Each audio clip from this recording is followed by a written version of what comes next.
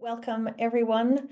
I can see again some familiar faces from last time, so welcome. Yeah, I just trying to keep up with the chat. I seen Judy, you're asking for the last recording. Yes, Sally's going to put all of that in the group. I believe they're all on the YouTube channel. Is that right, Sally? I think so. So you should be able to catch them all there. But welcome. Can everyone see the slides okay? Just give me a wee thumbs up and the head's nodding. Excellent. Perfect. Thank you. So welcome. Let's get started. Just very quickly, I won't be able to keep up with the chat as we're going through because I want to cover quite a lot for you. But please, like Sally said, interact with each other, connect, ask questions. Sally, we'll try to pick up some of the questions if we have a little bit of time at the end. We'll try to cover them. So please feel free to interact with each other as we go through. So, yes, I am Nic, working in collaboration, obviously, with the Business Gateway to hold these series of sessions. I am a coach and educator, speak a lot on wellness, confidence, behavior change. I study psychology, neuroscience, mental health. I'm also a yoga, meditation, mindfulness teacher. So everything I do is like a fusion of all of these things, which hopefully you'll see little reflections of as we move through. But most importantly, let's talk about our session today. So self-sabotage, we're going to get really clear on what this is. We're going to understand hopefully a little bit more about how it shows up for you and why it's showing up in the first place, and then talk a little bit around strategies that might help. I always say in these sessions, it's probably a good idea to have a little notebook handy if you can manage, and take some notes. Sometimes things will resonate a little bit more deeply than others, so just look out for that. What things maybe are making you a little bit emotional? We had some of that last week, which is perfectly normal and nothing to be ashamed of. So what I would always ask, if any kind of emotion comes up, just take a little note of it. It's a sign and a signal trying to signpost you in the right direction. So just notice what parts resonate for you. So I always like to start with these kind of questions just to get an idea of where we're all at. So on a scale of 1 to 10, how much do you feel you are affected by self-sabotage? Some people maybe not so much. Some people it's a real serious problem. So just give me an idea. Yeah, nice mixture. 8s, 9s, 5. It's going to be a wide spectrum, I understand. It's just to give, also for you guys, to give you an idea that you're not alone in this. You know, as you see all these numbers coming through, you're like, wow, it's not just me. There's nothing wrong with you. It's just something that we have to work through together. So that's what we're here for.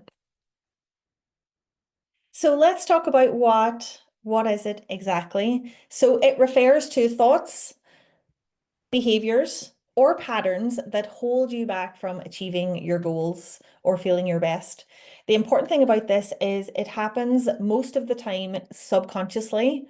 You're not deliberately trying to hold yourself back, but in some ways you are. So you may have heard that statement before of we get in our own way. Even when you think logically, you know, I want to succeed, I want to move forward, I want to take this next step, but somehow you're still holding yourself back. You're not making that call, you're not reaching out, you haven't set your website up, you're not on social media yet, you haven't told your friends about what you're doing. What is going on here? So I want you to have a little bit of reflection time just as we get started and think of a time where you have self-sabotaged. What did you avoid specifically? And sometimes the detail is important here. So try to think about a specific time and what did you avoid doing?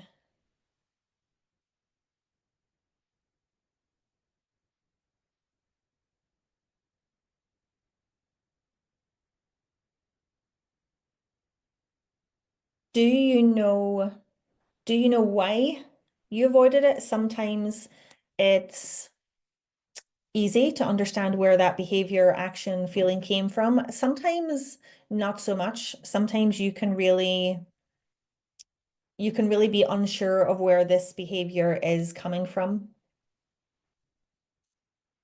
So just see if you can get clear on do you know why that's happening? Okay. So, on to this second question, so you can see it hopefully now on your screen. Did you know what you were doing in that moment, or did you realize only in retrospect? Did you know at that time, or was it only in hindsight you thought, God, I was really holding myself back there? Just take some little notes for yourself. This is an invitation for you to get to know yourself on a little bit of a deeper level. Yeah, some people knew it at the time, definitely in hindsight. Yeah, it's interesting because that's the thing about self-sabotage. It looks very different for everyone. So you have to be really clear on what that looks like for you. We're going to talk about common signs very soon. Caroline, I just get stuck. Yeah, it feels very emotional. Yeah, because it's frustrating, right? When you want to do something, you have all the best intentions and you're not able to take that action. So final question on this is just how do you feel when you think about it now? What's the emotion that comes up?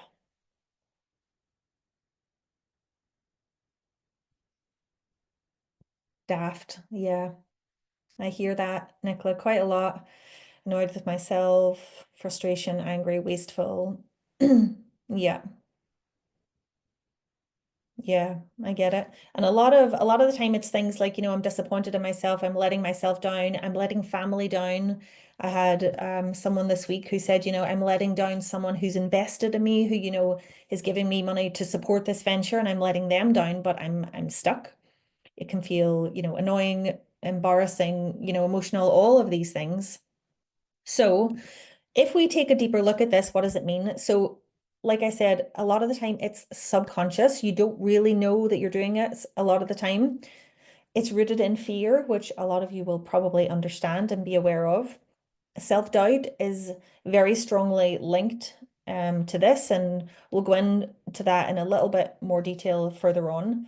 Also, a lack of self-trust, a lack of trust in your own decision making, what you're doing, is this the right thing, decisions, and everything that's tied up with that.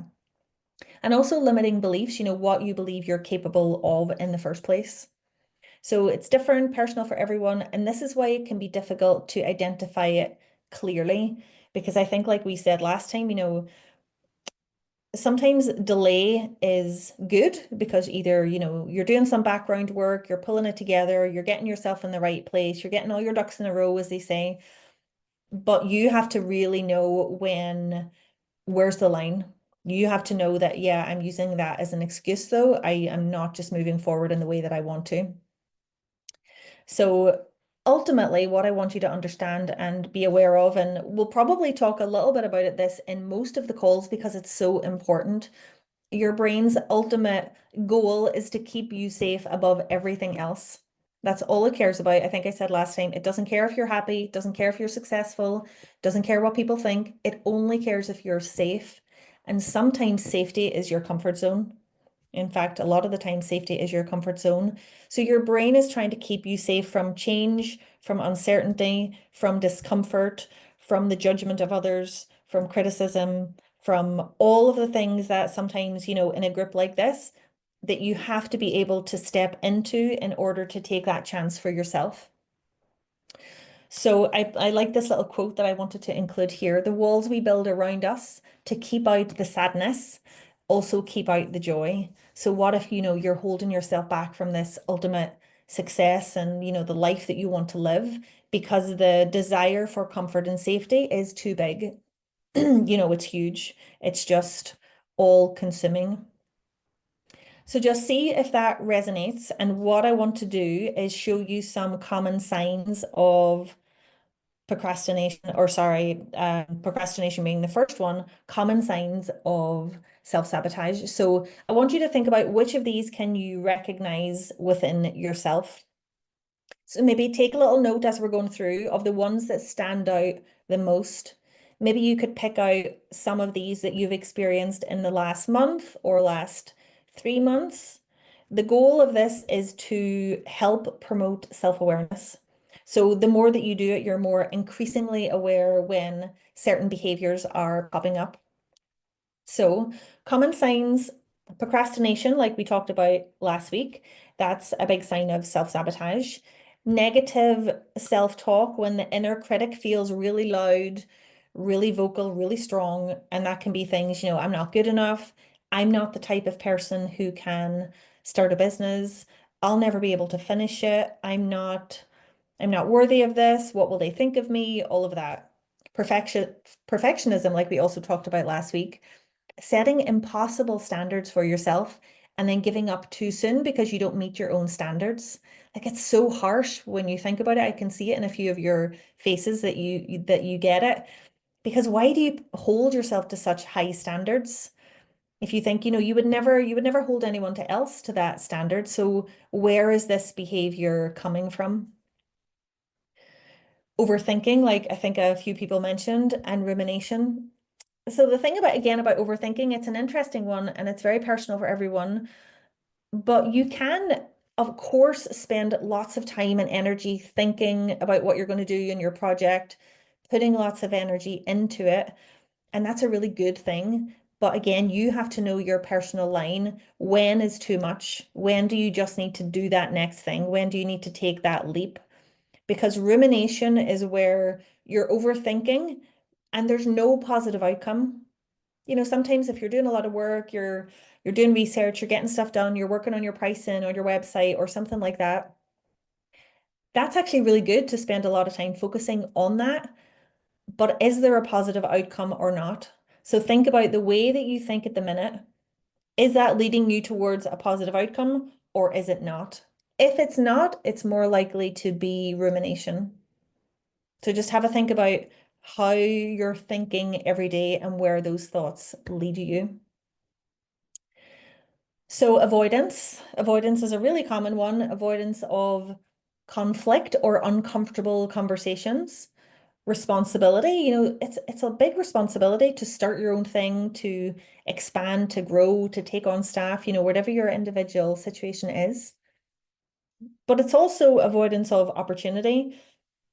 I could go bigger, I could duplicate, I could invite other people in. And sometimes it's that opportunity which feels daunting again because it's uncertain. Another common sign is overcommitting. I see this one quite a lot. Yes, I can do that. I'll do that. I'll do that. Because you're capable doesn't mean you need to say yes. Because you can, in theory, do it doesn't mean that you have to please all of the people around you and take all of that work.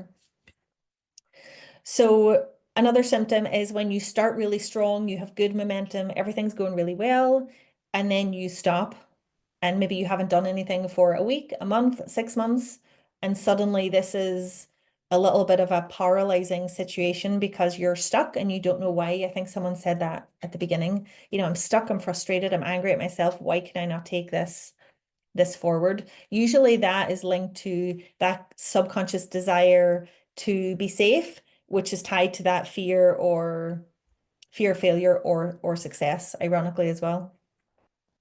Another really common one is when you're making yourself busy. So you're like, oh, I have this really great idea and I want to really do this project, but I'm too busy, or you're distracted by lots of other things. So you're not allowing yourself the space that you deserve to grow that idea, to grow the structure or the thing that you're trying to build. So you're doing a lot of other things, which I think we talked about this last week, which is a productivity state, but at the cost of what you actually want to do.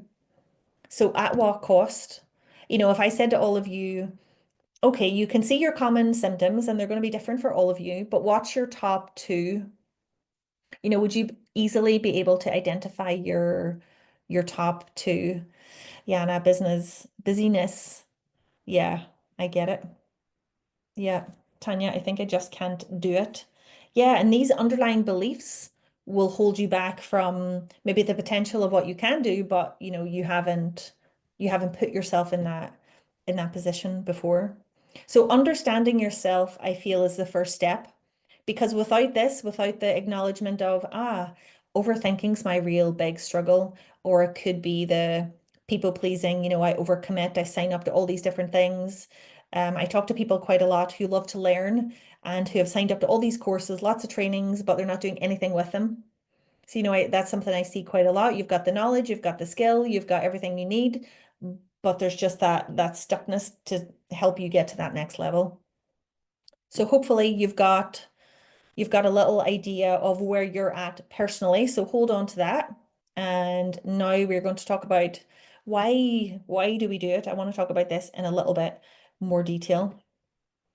So fear of failure or success, both are equal and it's different again for everyone. But I really want to be 100% clear that fear is robbing you every day, all of the time, because it's disguising itself as other symptoms. It's manifesting in a different way. So it's disguising itself as procrastination, some of those symptoms that we've seen on that other page, perfectionism or avoidance or things similar to that.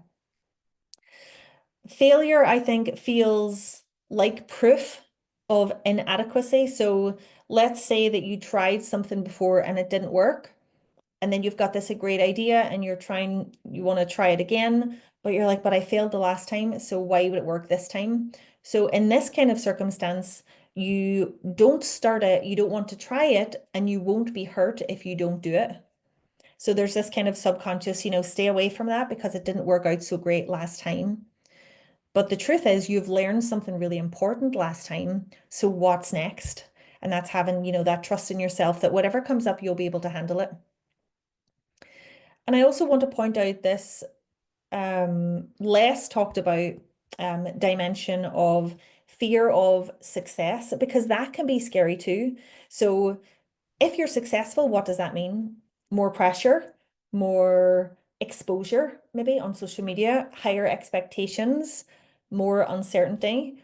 What will people what will people think of me if I succeed? Will people think I'm too big for my boots? Will people think, she's changed, he's changed? So where do you feel with that idea of success? What does success feel like to you? Does it feel exciting and liberating, or does it feel a little bit daunting and scary? And I think that's something just to try and personally identify that too. And again, remember that you are being drawn always to stay in your comfort zone where the fear doesn't live so much.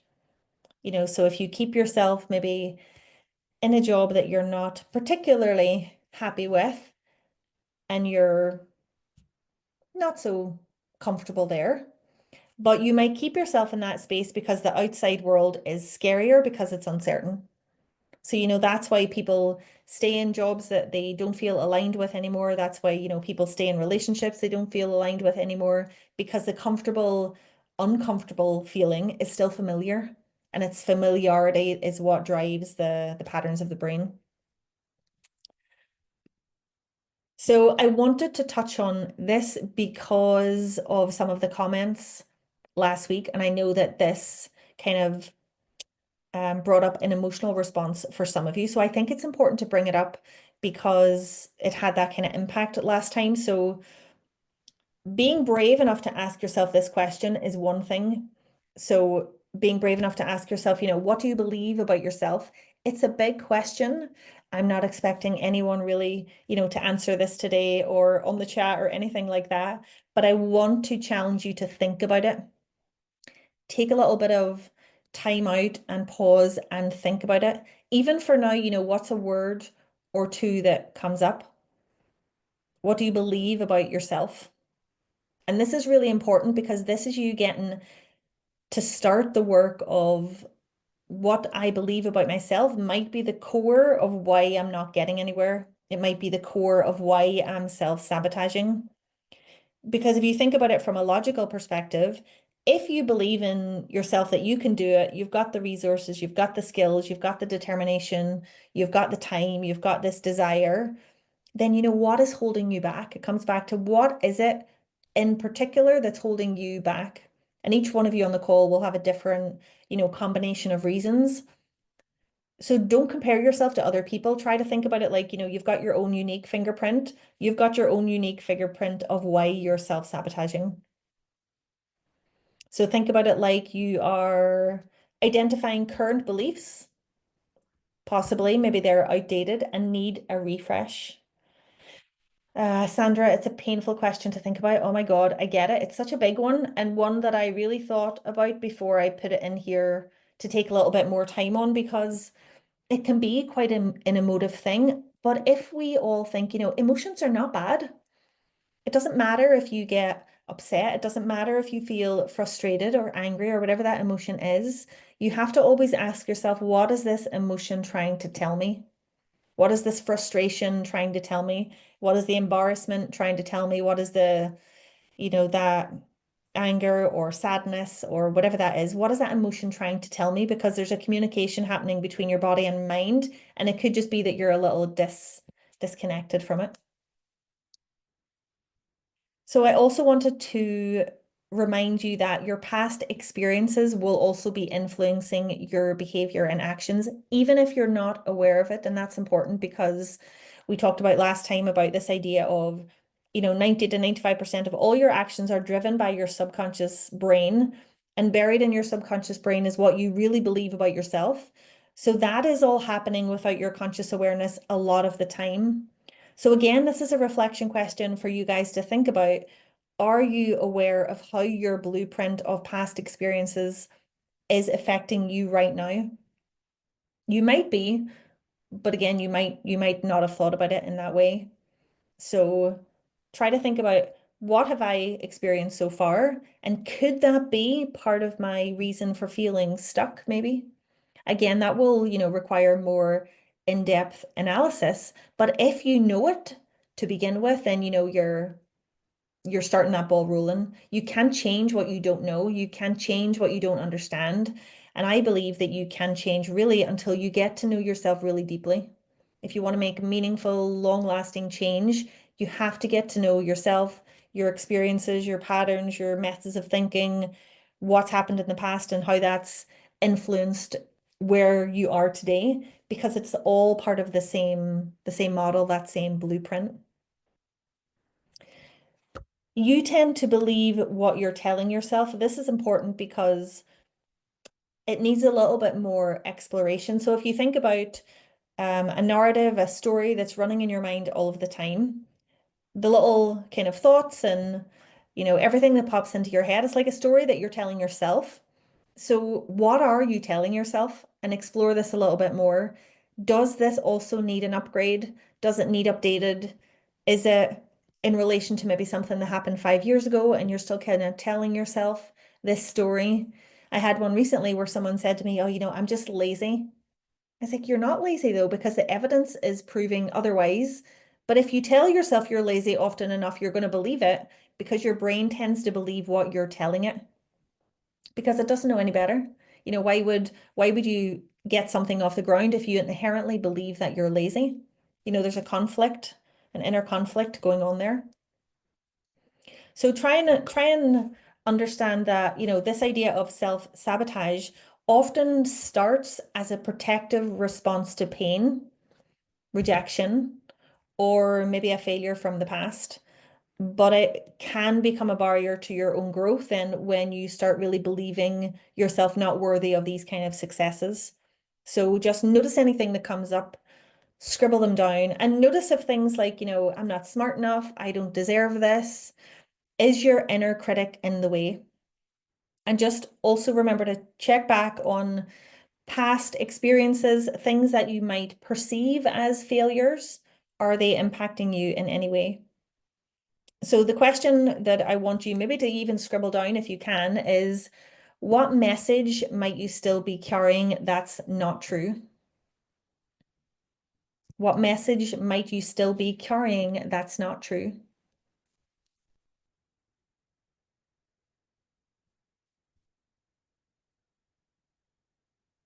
And then just start to think about, how can I begin to change this? And we are gonna come to this.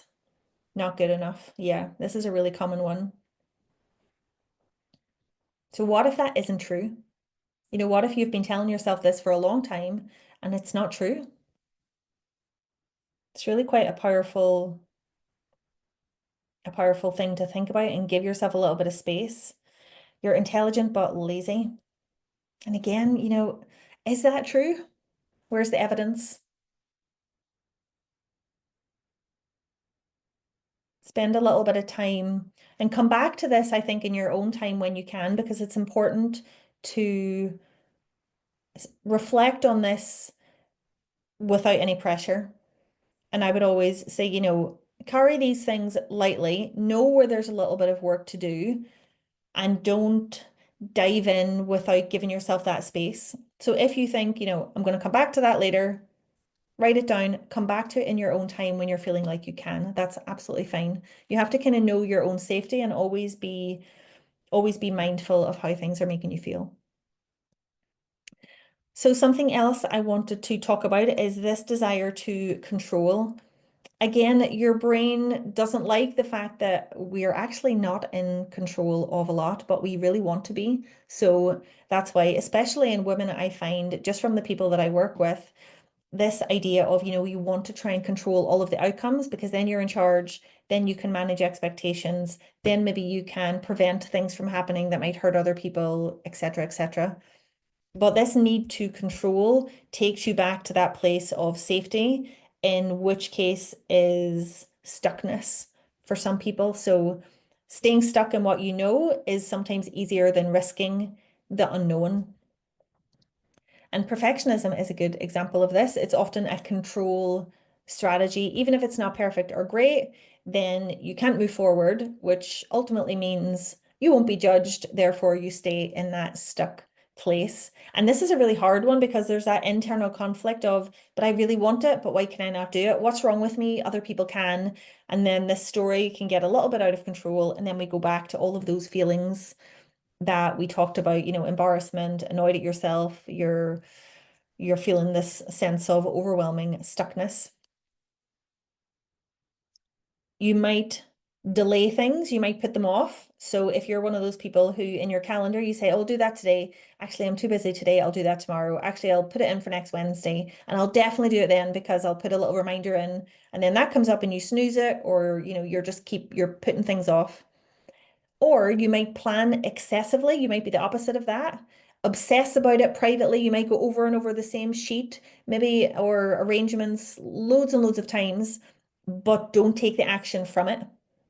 So try and just figure out, is this idea of having a sense of control affecting you personally? The main kind of message from this one is some people self-sabotage because not being in control feels too vulnerable. It feels too much of an unknown. It doesn't feel safe to be out there. So remember that your brain preferring these predictable discomfort over unpredictable outcomes leads to this sense of, well, I need to stay in control. So your brain will delay, distract, help you avoid, and put yourself down sometimes too, so that it stays in that safe place. So your question here I want you to think about is, where in your life are you sacrificing growth for the illusion of control? So I'll say that again. Where in your life are you sacrificing growth for the illusion of control? Now, I say illusion of control because none of us are really in control, but we desperately want to be. We really desperately want to be. So we try to control what we can, which isn't that much, in the grand scheme of the world, so that we can feel better. So that's a really important question again to come back and reflect on. Think about today as you're getting to know yourself, and this is just part of the work that's to be done.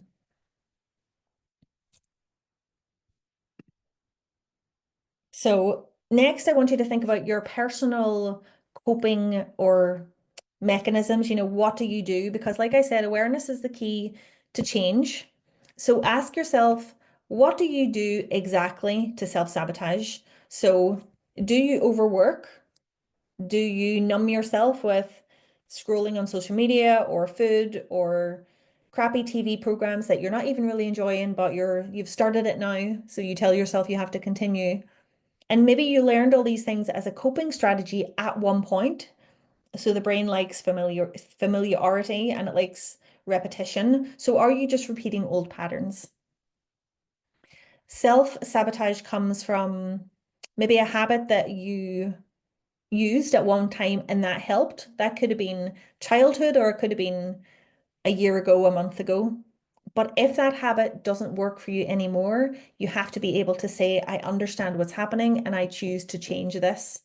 So think about every coping mechanism has a story attached to it. So the self-sabotage is just kind of a leftover strategy that helped you feel safe at some point in the past, but now it's holding you back.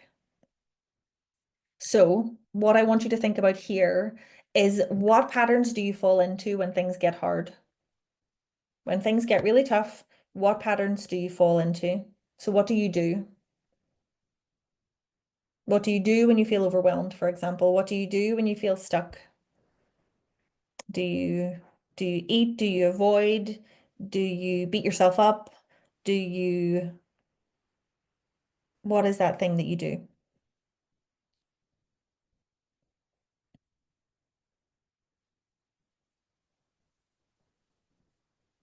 Yeah, Carol, all of them. Yeah, TV and eat, avoid, work harder, shut down. Oh, I'm crying. I'm sorry, Tanya, but I hope this is going to be helpful in the long term. Because again, I always say, you can't do anything about it if you don't know where it's coming from. Overwork, numb, scrolling. Yeah, you get the idea. We're all in the same boat. We are all in this together. This is not a you problem. This is a human problem. There's nothing wrong with you. I think we don't say that enough to each other also. So let's move on to the positive stuff. We've got to know ourselves a little better. So let's work on trying to overcome this. Let's see what we can do. And I've put this up because, I really believe this. It starts with awareness. Please don't be judging yourself. Don't be criticizing yourself. Start with, wow, I'm a human being. I struggle at times with self-sabotage. I'm getting to know myself a little better, and I'm not going to judge myself for that. Because once you understand why you're self-sabotaging, you can make powerful, powerful shifts. So these next steps are the practical ways to interrupt the cycle, to build new patterns, and hopefully move forward with more confidence in yourself, more self-trust, more compassion. The goal here, in this workshop, and I suppose all the workshops really, it's never perfection, it's progress. Progress and empowerment and giving you the chance to learn a little bit more about yourself so that you can empower yourself to step forward. So hopefully this will all be part of your journey. So what can we do about it? So the first thing is catch yourself as often as you can in the moment. I've just read that little comment, Kirsten. Such a relief to know we're not alone. Yes, we're really not. And I think when we step into this together and you see how many people are here, hopefully that really helps everyone feel supported. So catch yourself in the moment as often as you can. Can you notice what you're doing? And I want to encourage you to write it down. Write it down when you feel like, oh my God, I'm in that pattern again. Write it down because your job from here on forward is to increase your self-awareness. You have to keep doing that just forever. It doesn't end. You just get to know yourself a little bit deeper every time. Second one is to name the pattern. So there might be a pattern or a belief system, something that's continual and repetitive. So I want you to name it deliberately. So this is me protecting myself from failure. This is me protecting myself from criticism of other people. And then at the end, you ask yourself, so what now? So this is me protecting myself from criticism. So what now? What if I can care a little bit less about what people think and take that action anyway? You might still care, of course, you'll still care, but you're deliberately choosing to take the action anyway, despite the fear being there. Third thing is to reframe it. So using this prompt, what could I do if I believed I could succeed? Now think about this carefully. What could you do if you really believed that you could succeed? And this is a good exercise to do when you have a little bit of time, because I want you to write down your actions. What would you do next? If I really believed in myself and I could succeed at this idea, this expansion, this business, this whatever it is, what would you do next? and come back and use that as often as you can. It's such a helpful one.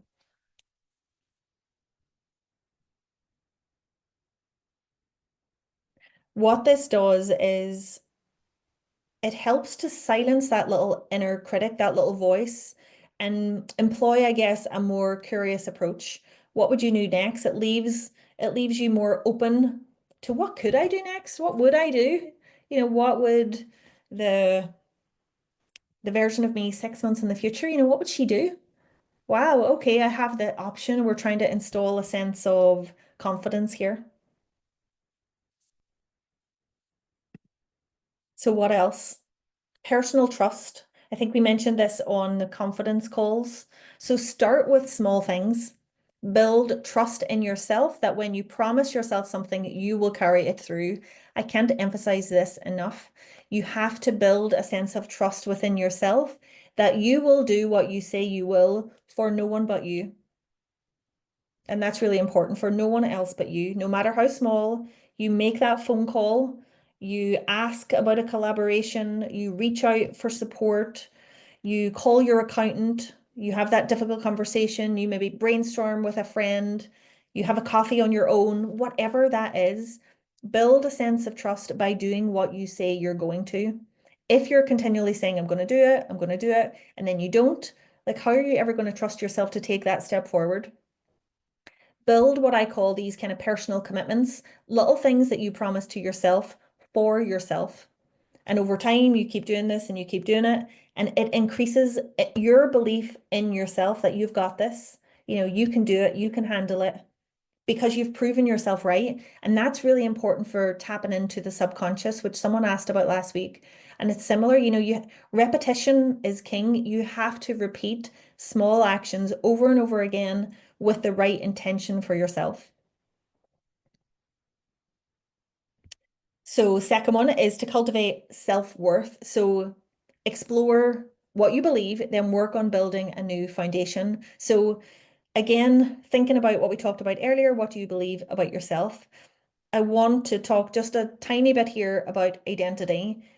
Do you believe you are X, Y, and Z? So, sometimes people have a very fixed view of identity. But what's really important here is you're not one thing, you're not one identity, you are many things. So you can be a teacher, you can be a doctor, you can be a mum, which I like to call the CEO of your family because really that's what it is.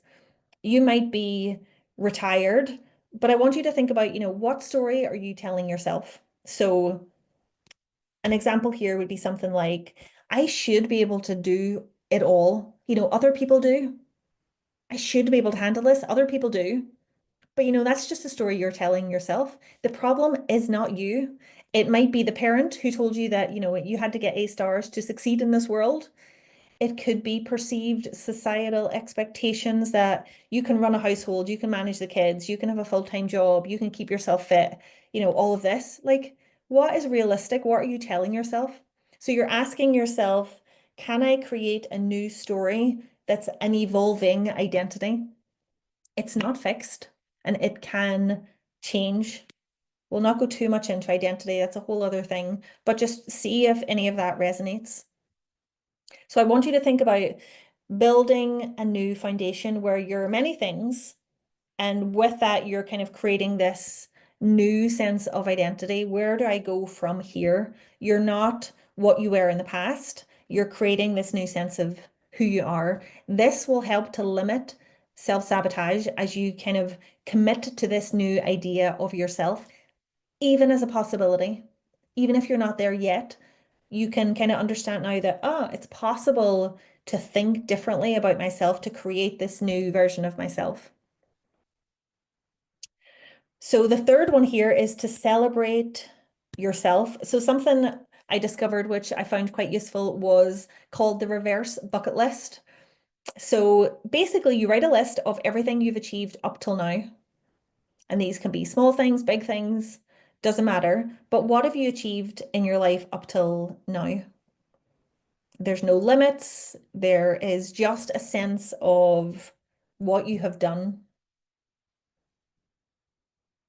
So try to think of like two, three quickly that's just popped into your mind. Scribble them down if you can. And this will get you started. And I want to encourage you to come back and do this exercise because the truth is, you've all done more than you're giving yourself credit for. There's probably hundreds of these that you could write over the course of time.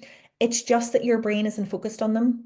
Remember, you have something called a negative bias. So your brain remembers the events connected to negative emotions more than positive ones because you're always on the lookout for danger.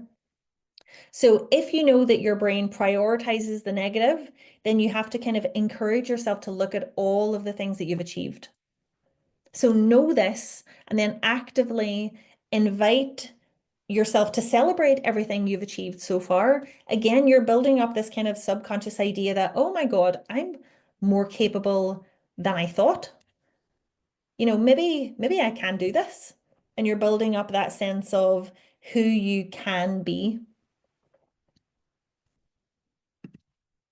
So, a little practical toolkit. We don't have time to go through each one of them in detail, but I'll give you a very quick idea on other little things that you can do. So, the thought awareness journal. So, this is just really simple, trying to catch what you're thinking. So, sometimes I'll do this before bed, for example, and I'll write, what was I thinking a lot today? So bear in mind you have thousands and thousands of thoughts per day. About 80% of them will repeat onto the next day.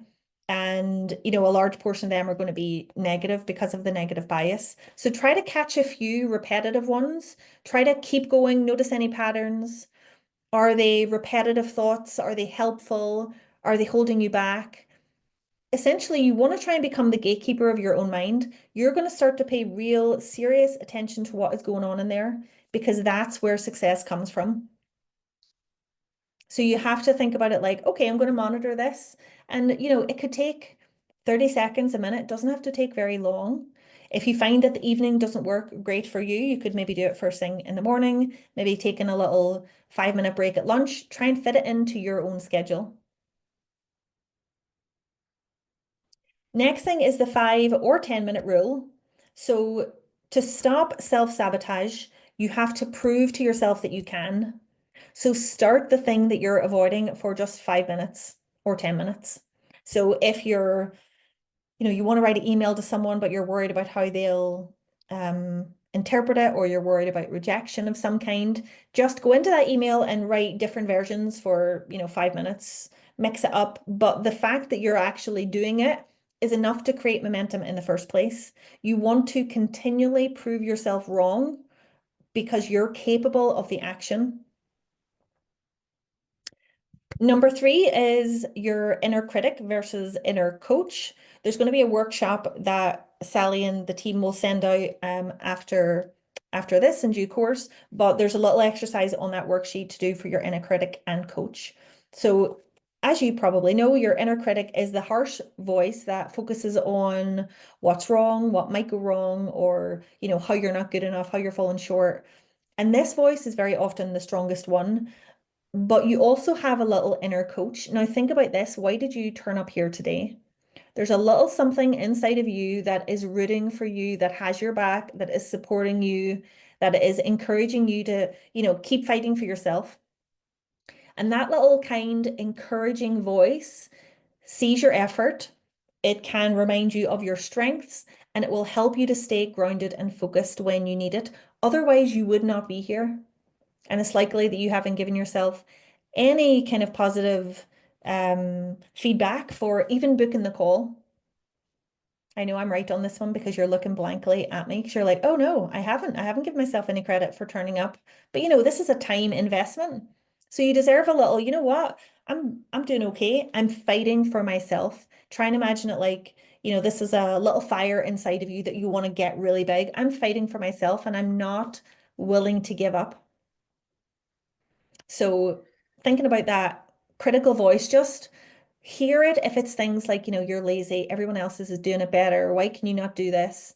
And think about just identifying that little critic and give it a little name or something, if that helps. In psychology, sometimes they call that the dissociation technique, where you're looking at it from the outside in. So give it a little name and say, I'm not listening to you today. You're just creating a little bit of space between you and the thought and allowing a little bit of space for that little coaching voice to come in. So your little coaching voice is something like, what would a friend say? It's maybe a mentor's voice. So it could be something like, you've been trying really hard. One step at a time is still progress. Or it's okay to be nervous. Or, resting isn't failing. This is part of the process. So another little exercise that I love is I should versus I could. So this is a really simple one where you write down three things you should be doing. So I should blah, blah, blah. I should ABC. I'm not going to give you examples because I don't want to put words in your mouth, but let this come from you. I should, whatever that is. So even if you write down the exercise and then try this out, it's a really, really interesting one. Now, what I want you to do is change the word should to could. So I should put myself out there on Instagram, for example, and then you change it to could. I could put myself out there on the Instagram, and then I challenge you to say, well, why are you not? And again, it's a deeper dive into, what is your belief system around this, getting to know yourself on another level. And it just is a really interesting exercise when you keep coming back to what do I think I should be doing? You're probably beating yourself up. What could I be doing? And go from there. So, number 5, I'm trying to go fast because I'm conscious of time. Visualization, some of you may be aware of. So, it's such a powerful tool. You're basically priming your brain for the future outcome. So, allow yourself to think about the details. Where do you want to be in a year's time? Who is with you? What are you wearing? What's going on? How do you feel? What is your day like? And detail is really important here. Try to detail it as much as you can and think about it as often as you can. For me, I probably do this 2, 3 times a week. Just think about, where do I want to be? Who do I want to be working with? What do I want to be going on? And really picturing that life that I want. So I also wanted to highlight mindset because this is really important. So there might be something that stands out for you in these statements. So I'm just going to run through them really quickly. So just think about the fact that an alternative mindset is possible. It takes effort, it takes conscious awareness, but see which of these you think you could adopt. So I choose to see myself differently. I deserve to give myself a chance. I know I am capable. This is my choice. I am worth consistent effort. No matter what happens, I know I've tried my best. I choose to replace fear with faith. I will support myself. And a really important one, I have nothing to prove. So you'll get obviously the recording. You could look at this in a little bit more detail again, maybe in hindsight from the slides, but I want you to think about which one of them stands out. Now, I want to share with you this quote, which I love and was something that when I read, it's just kind of stuck with me and I use it quite often. And it's from Louise Hay, who some of you might know from Hay House. And she had a really famous quote where she said, "You've been criticizing yourself for years and it hasn't worked. Try approving of yourself and see what happens." And then if you believe that, I can see a few little wry smiles. So you know who you are if this is something you need to think about. The reason also I was thinking about this when we're talking about self-sabotage is remember that it's strongly linked to your belief system and how you treat yourself. So try to remember that this is all part of the same conversation. So as we're all here together, we're in this together, I want to encourage you to make a commitment here. We've got this really good collective energy to take one step forward, to do one small thing this week towards where you are moving. Maybe on the next call, then we can connect in the chat and say, I did that thing I was thinking about. So put it in the chat, motivate each other if that helps. But what's one small act you can take this week to get out of your own way? Let's start this ball rolling. I don't want this to be all theory and you think, yeah, the logic makes sense, but I'm still not getting anywhere. So yeah, just write that down. a little commitment to yourself. Just thank you all again so much for joining us. It's just so encouraging to see so many of you here supporting each other and, being so engaged. So thank you so much.